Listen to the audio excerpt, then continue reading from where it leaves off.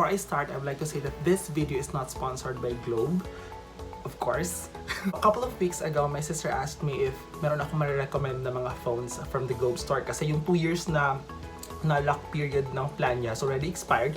So she has the option to get a new phone, which is really exciting, and this is really nice for Globe to offer that kind of process na you can get a new phone every 2 years or so. That being said, I am not a tech expert. I am siguro you can call me a tech enthusiast. But I do watch a lot of videos on YouTube, lalo na pag may mga new releases, may mga new phones, or lalo na pag mga flagship, because these things are really exciting. And I am your average consumer, like super average talaga. I have went through a lot of phones in the past on different OS. Dumaan pa ako sa Nokia, BlackBerry, and all that. But I don't use it for heavy use, like yung mga heavy games. Siguro ang pinaka-heavy na game na nalaro ko lang is Mobile Legends lang, and even that one, hindi ko rin siya nalalaro always kasi palagi hanggang Grandmaster lang ako. So for the most part, ang purpose talaga ng phone sa akin is just video editing, watching YouTube, sa Imager tsaka sa Reddit. Yun talaga yung pinaka-purpose ng phone sa akin. So that's about the most average consumer user that you would find. Although hindi lang ako masyadong Facebook tsaka Instagram kasi hindi ako masyadong ma-social media, but I do like editing videos, especially mga videos for YouTube, for example.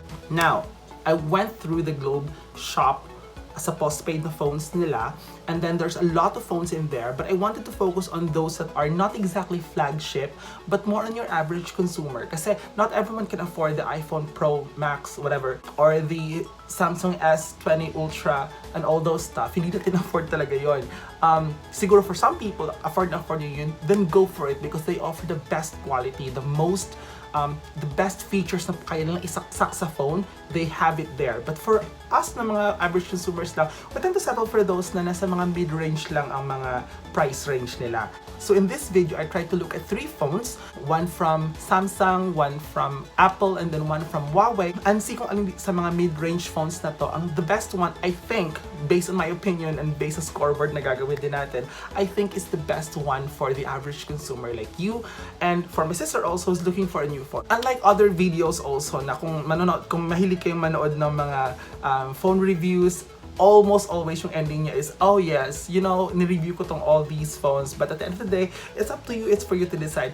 In this video, I attempt to have a definite answer based on the scoreboard na gagawin natin.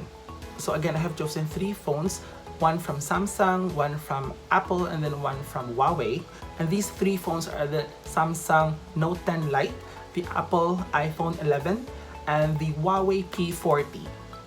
So I have 9 categories that I'm gonna be looking at, just to have a more comprehensive view, a more comprehensive comparison on all the different aspects of these mid-range phones. So the 9 categories that we will be looking at are the value for money, the display, the OS, the memory, the performance, camera and sound, security, battery, and last but not the least, resale value. Now for each category, maglalagay ako ng score. 3 being the highest, 2 pag and then 1 pag yun. So yung 3 to 1 na scoring natin, ito-total natin siya sa pinakahuli. Titingnan natin kung anong phone yung may pinakamataas na score. Then we have a definite answer kung ano talaga yung may the best na score, the best phone for the mid-range variety. So the first one, for the value for money, for the Note 10 Lite, ang plan niya is 1,499 and it also requires 12K na cash out. So medyo mura lang yung plan niya, and then mura lang din yung cash out niya.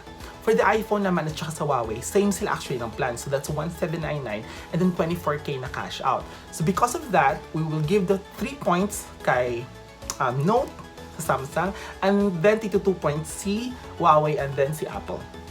For the display and the overall build ng phone, dahil medyo may kalumaan na si Apple, it was released last September last year pa lang, and then si Samsung was released in January this year, and also si Huawei P40 is March this year. So this year lang siya, COVID season siya ni-release.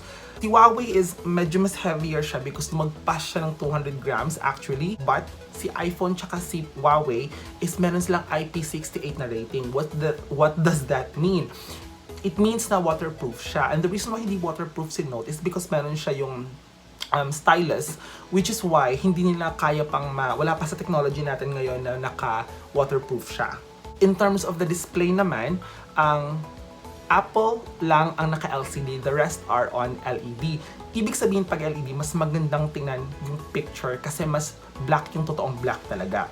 Mas maganda yung contrast ng mga colors natin, mas clear siya at saka mas vibrant siya. Sa LCD naman, hindi naman siya super behind sa technology. Siguro konting-konti lang at makikita mo lang talaga ng difference actually if you're holding it side by side. So kung meron kang Apple dito at saka meron kang Huawei or meron kang Note dito at makikita mo siya side by side, then you can see the difference. But if you're just holding the Apple iPhone, hindi mo naman siya makikita yung difference niya. But may edge pa rin si Note because si Note has the biggest screen. So if that's someone who likes a bigger screen, si Note 10 Lite actually has 6.7 inches na screen. So siya yung pinakamalaki. Ang next is si Huawei at 6.47 inches. And then si iPhone at 6.1. And because of that, yung scoring na ibibigay natin, Note gets 3, Apple and Huawei gets 2. Quick side note lang, si iPhone actually is hindi siya HD yung screen niya. So, pwede kang mag-shoot ng video at 4K or HD, pero when you're looking at it, it's actually not 1080p na HD. What does that mean? In terms, as an average consumer, it really doesn't matter. Kasi, hindi mo naman ganun kakailangan na naka-HD yung phone mo because ganun din siya kaliit yung screen niya and then hawak mo lang naman siya sa kamay mo. If you're probably looking at a bigger screen like yung television na makikita mo talaga siya or a big screen, then definitely it makes sense to get the HD or the 4K display or whatnot. But in terms of like a handheld device, it's actually not that important. I may be wrong on this, but as an average consumer, feeling ko hindi talaga siya ganun ka-importante. Although in terms of the contrast at in terms of ganun ka vibrant yung screen, I would have to say that OLED screens actually ang pinakamaganda talaga doon. OS. In terms of OS, actually magkakaiba na yung tatlo. Especially for Huawei P40 kasi yung Huawei P30 is meron pa siyang Google Play Store but yung Huawei P40 is wala na. Although you can do some side loading ng apps, essentially talagang completely different na siya even though it's still Android but wala na siyang Google Play Store. Samsung and Huawei are both on Android and then Apple is on iOS. So I really cannot say na mas maganda yung Google Play Store or yung iOS na App Store because definitely it's up to the preferences and then for the most part kung ano yung mga apps na nandun sa iOS makikita nyo na rin siya sa Android. But that being said, bibigyan ko ng score na 1 si Huawei because wala na siyang Google Play Store. It's gonna be a hassle kung mag-load ka individually, magsa-side load ka ng mga apps doon sa P40 mo. And I would have to give up 3 points to both Apple and Samsung. In terms of memory naman, ang baseline nila, you can actually get 128 gigabytes for them. As an average consumer, I would say na average na okay na yung 128 gigabytes. But for me na medyo mahilig ako mag-picture-picture, tsaka mahilig ako mag-video, I wanted to have more device storage. So that's why if bibili ako ng iPhone, I would have to always get yung pinakamataas na memory na gigabytes doon, which is dito naghahari si Android because kay Android is you can put expandable memory. So for Huawei at saka for Samsung, you can actually you can buy up to 128 and then you can add 256 I guess for them, so you can really expand the memory kasi naka-share yung SIM card slot niya. But for iPhone, you really cannot do anything. So if you wanted to change your mind kasi gusto ko pala ng ng 256GB na phone, you can't do it kasi tapos na. But you can also invest in doing cloud services like mag-upload ka sa iCloud mo or nakasync yun, but it requires a monthly subscription which I don't think is solid, especially ngayon na hindi naman ganun kabilis yung internet natin dito sa Pilipinas. So really as much as possible talaga you wanted a device na kompleto na siya sa kamay natin, nandun na lahat ng information niya. That being said, yung score na ibibigay ko for Note and then for P40 will be a 3 and then for Apple iPhone I only give it a score of 2. In terms of performance, lahat sila mabibilis. If nanonood kayo ng mga YouTube na mga reviewers like sila MKBHD, sila Mr. Who's the Boss, everyone else na gumagawa sila ng mga Geekbench na mga tests kung aling phones yung pinakamabilis, kung may mga single tsaka multi-core na tests and all that. As an average consumer, it really doesn't matter. Unless like heavy user ka or nag-export ka ng maraming videos, yun, makikita mo talaga yung difference nun. But for me, for example, nag-export ako ng videos, pag in-export ko na siya, pinapabayaan ko lang naman yung phone ko. If I'm playing a game, hindi ko naman napapansin yung mga lag, especially ngayon na halos lahat ng mga phones talaga magagaling, mabibilis talaga. So that's why for the performance, talagyan ko lang sila ng 3 lahat. To be fair, kasi wala talaga, all of them are really okay, all of them are really good. In terms of sa camera naman, medyo complicated siya. Kasi, tingnan natin. Kasi sa Samsung tsaka sa Huawei, meron silang, Huawei, meron silang tatlong cameras. So, meron silang wide, ultra-wide, tsaka telephoto or yung zoom.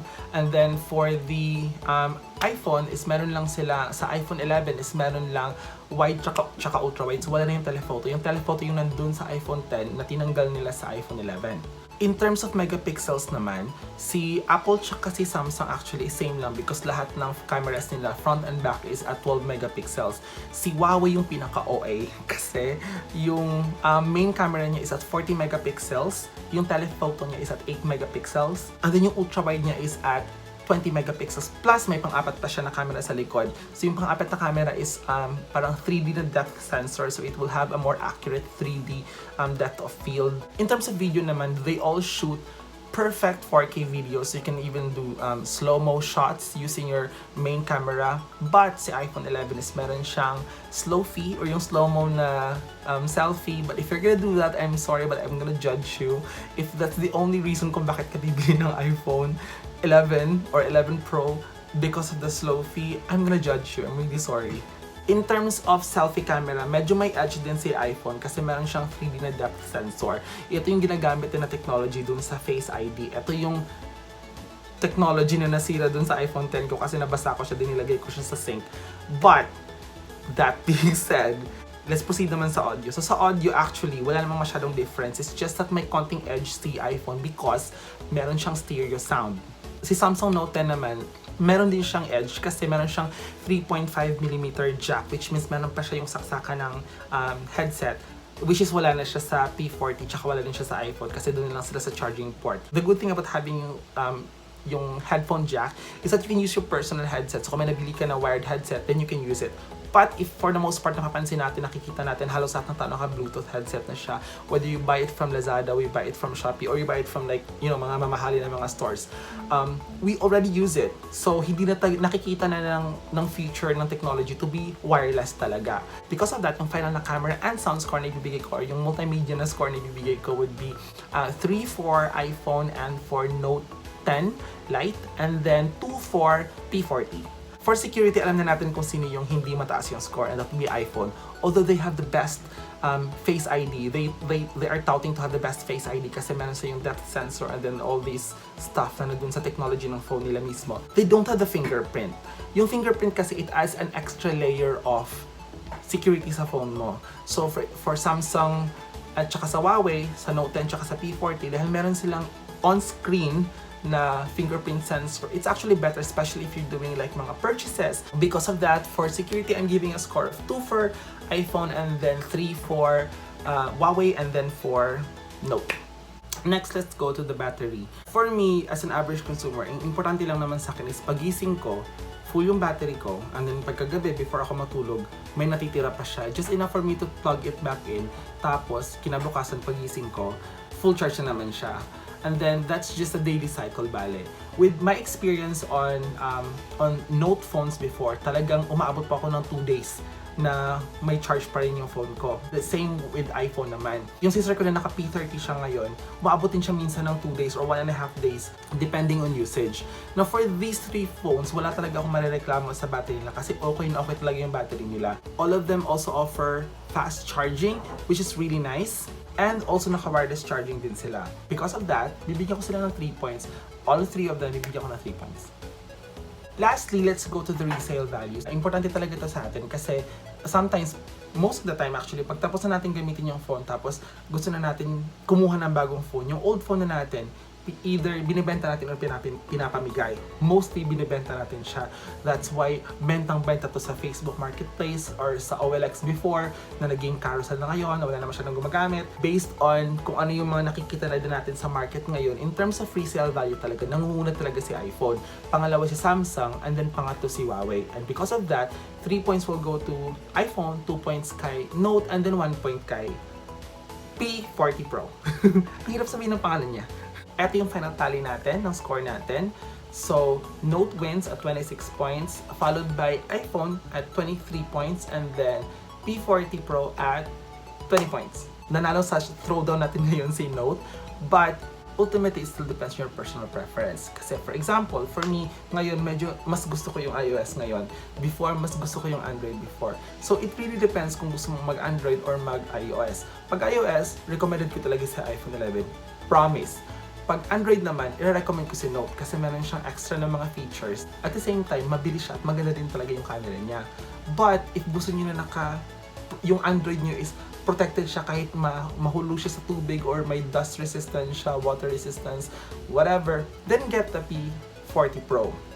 But based on all the different aspects put together, ang nanalo sa throwdown natin ngayon is Samsung Note 10 Lite. I will see you guys in the next video. I have tons of videos in store for you, so please make sure to like and subscribe this channel. Thank you so much. Bye!